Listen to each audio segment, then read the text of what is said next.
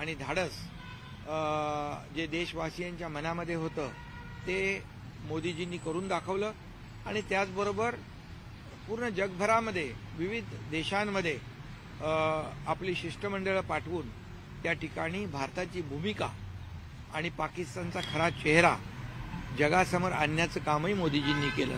त्यामुळे त्यांचं अभिनंदन आणि शुभेच्छा आम्ही दिलेल्या आहेत त्यांना. उपराष्ट्रपती पदासाठी निवडणूक होणार आहे. शिवसेनेने एकमुखाने पाठिंबा दिलेला आहे एनडीएला उमेदवारांना. आम्ही एनडीएचे मी मगाशीच सांगितलं की शिवसेना हा 4थ्या क्रमांकाचा पक्ष आहे आणि भाजप आणि शिवसेनेचं जे नातं आहे फार जुनं आहे. हिंदू हृदय सम्राट बाळासाहेब ठाकरे यांनी ही युती घडवली आहे आणि त्यामुळे उपराष्ट्रपती पदासाठी भारतीय जनता पक्ष एनडीए जो निर्णय घेतील त्याला आमचं पूर्ण समर्थन आहे, पाठिंबा आहे. पण अमित शहांसोबत नेमकं साधारणतः काय काय चर्चा झाली? कारण तुमच्या दोघांची बंद दाराआड देखील चर्चा झाली आहे. राजकीय चर्चा त्या अनुषंगाने काय कारण? अरे आमचं काही बंद दाराआड नसतं बाबा, सगळं उघडं आहे. आणि आम्ही खासदारांसोबत गेलो, खासदारांच्या काही विषय होते ते मांडले तिकडे आणि अमितभाईंचं देखील कार्यपद्धती आपल्याला माहीत आहे. ते ताबडतोब त्याच्यावर ॲक्शन घेतात आणि त्यामुळे अमित भाईंच्या बरोबर देखील महाराष्ट्रातल्या विषयांवर चर्चा झाली, निवडणुकांच्या विषयावर चर्चा झाली आणि एक अतिशय चांगली चर्चा त्या ठिकाणी झालेली. राज्यातील महायुतीच्या अनुषंगाने काही भेटीमध्ये चर्चा वेगळी चर्चा झाली का? पंतप्रधान वेगळी 1-to-1 चर्चा झाली. तुम्ही त्यांना शंकराची प्रतिमा दिलेली आहे. हो, शंकराची प्रतिमा देण्याचं कारण जे ऑपरेशन महादेव ज्याच्यावर खऱ्या अर्थाने ऑपरेशन सिंदूर आणि ऑपरेशन महादेववर विरोधी पक्षाने, काँग्रेसने, इंडी अलायन्सने जे आक्षेप घेतले, भारतीय लष्कराच्या शौर्यावर शंका उत्पन्न केल्या, आदरणीय प्रधानमंत्री महोदयांवर संशय व्यक्त केला, शंका उत्पन्न केल्या, हे आणि ऑपरेशन महादेववर देखील त्यांनी संशय उत्पन्न केला. पण म्हणून आम्ही ऑपरेशन महादेव सक्सेस झालं. तमाम देशवासियांच्या मनातलं जी खंत होती त्या अतिरेक्यांना ठार करण्याची ती पूर्ण केली. म्हणून आम्ही महादेवाची प्रतिमा त्यांना भेटली. विधानसभेच्या 1-to-1 चर्चा झाली आहे, राजकीय चर्चा पण झाली का त्यात आणि राज्यांचे मुद्दे पण ठेवले? हा, बिलकुल. त्यांच्याबरोबर देखील अतिशय चांगली चर्चा झाली, मन मोकळेपणाने चर्चा झाली. खूप तेही अगदी चर्चा करताना आणि जे काही ऑपरेशन सिंदूर असेल, हे शिष्टमंडळ असतील, त्याचबरोबर काही कौतुक ऑपरेशन महादेव असेल, या सगळ्यावर आणि एकंदरीत विकासावर देखील चर्चा झाली.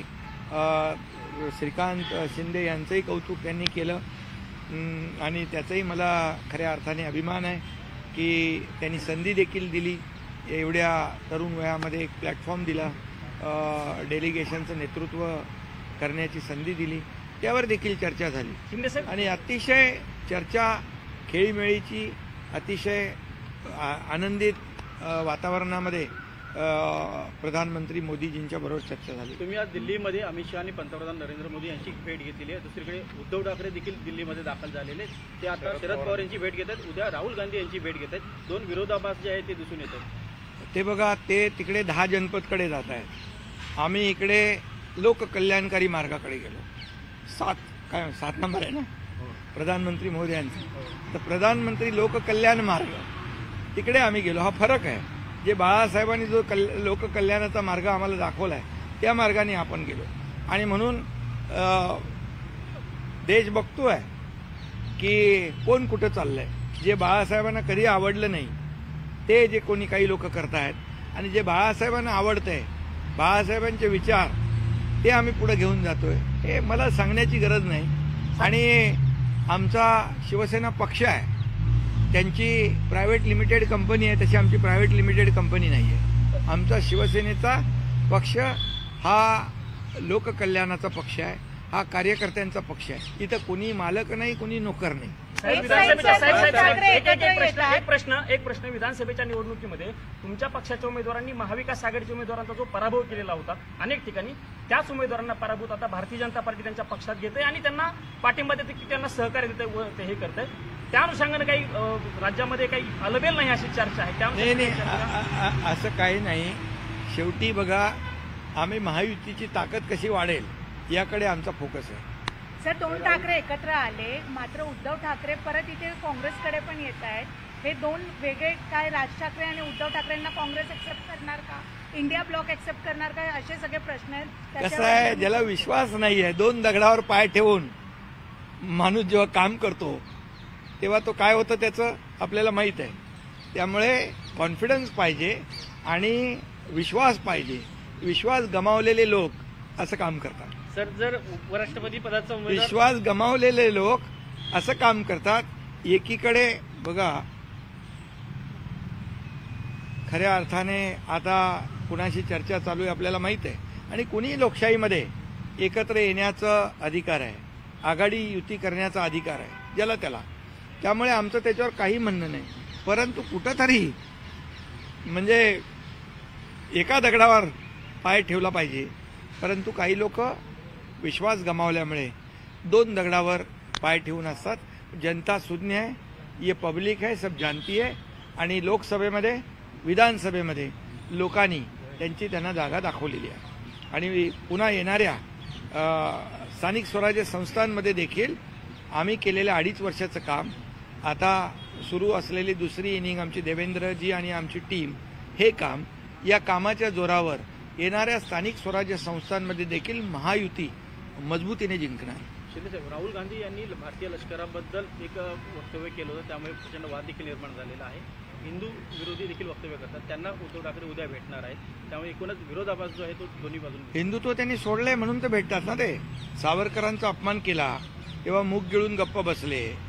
त्यावेळेस देखील पाहिलं की जे आपल्या लष्करावर प्रश्नचिन्ह उत्पन्न करतात, लष्कराला बदनाम करतात, प्रधानमंत्री महोदयांना बदनाम करतात, ते विदेशात जाऊन देशाची बदनामी करतात, पाकिस्तानची बोली बोलतात, पाकिस्तानमध्ये त्यांना प्रसिद्धी मिळालेली आवडते. याचं काय, हे देशप्रेम कुठलं आहे? हे पाकिस्तान प्रेम आहे का? असा प्रश्न प्रत्येक नागरिक विचारतो. पण साहेब, त्यामुळे जाणीवपूर्वक ते हे वक्तव्य करत असतात. आणि नक्की आपल्याला मी सांगतो, देशाच्या विरोधामध्ये, भारतीय लष्कराच्या विरोधामध्ये या देशाचे प्रधानमंत्री नरेंद्र मोदीजी यांनी जे काही 11 वर्ष काम केलं आहे, या देशाचा विकास केला आहे, 11व्या क्रमांकावरून अर्थव्यवस्था 4थ्यावर आणलेली आहे, त्यांच्या विरोधात त्यांची बदनामी करणं, हे सगळं जे आहे हे जाणीवपूर्वक करतात. पण याचं उत्तर या देशातली जनता नक्की योग्य वेळी देत राहील. सर, आज उत्तराखंडमध्ये महाराष्ट्रातील काही पर्यटक गेले होते, 17 पर्यटक अडकल्याचं कळत आहे. त्याच्या संदर्भात गुलाबराव पाटील आले, तुमची काही चर्चा झालेली आहे त्या संदर्भात? हां, बिलकुल. आमची पूर्णपणे यावर मुख्यमंत्री स्वतः, मी देखील स्वतः आणि आमचं डिझास्टर मॅनेजमेंट जे आहे हे स्वतः लक्ष ठेवून आहे. आणि यामध्ये आमचे मंत्री आहेत गिरीश महाजन, हे देखील यामध्ये आमचे जेव्हा जेव्हा अशा प्रकारची आपत्ती येते, मग काश्मीरमध्ये असू दे, उत्तराखंडमध्ये असू द्या, नाही तर आणखी कुठे असू द्या, त्यांना सुरक्षित आणण्याचं काम आमच्या सरकारचं आहे. एक प्रश्न असा आहे की महाराष्ट्रामध्ये असं दिसतंय की भाजपकडून सातत्याने टार्गेट होत आहेत अप्रत्यक्षपणे शिवसेनेचे नेते किंवा मतदारसंघ. त्याबद्दल काही चर्चा झाली आहे का? नाही, आमची महायुती आहे. या छोट्या मोठ्या गोष्टी तुम्ही आता, मला नाही वाटत काय कुठे. आमचं महायुती मजबूतीने दोन्ही निवडणुका लढली आहे, दोन्ही निवडणुका जिंकली. देश प्रधानमंत्री महोदयांच्या नेतृत्वाखाली जिंकला, महाराष्ट्र देखील आम्ही जिंकला. आणि आता पुढे महायुती स्थानिक स्वराज्य संस्थाही जिंकू. तुम्ही आम्हाला काही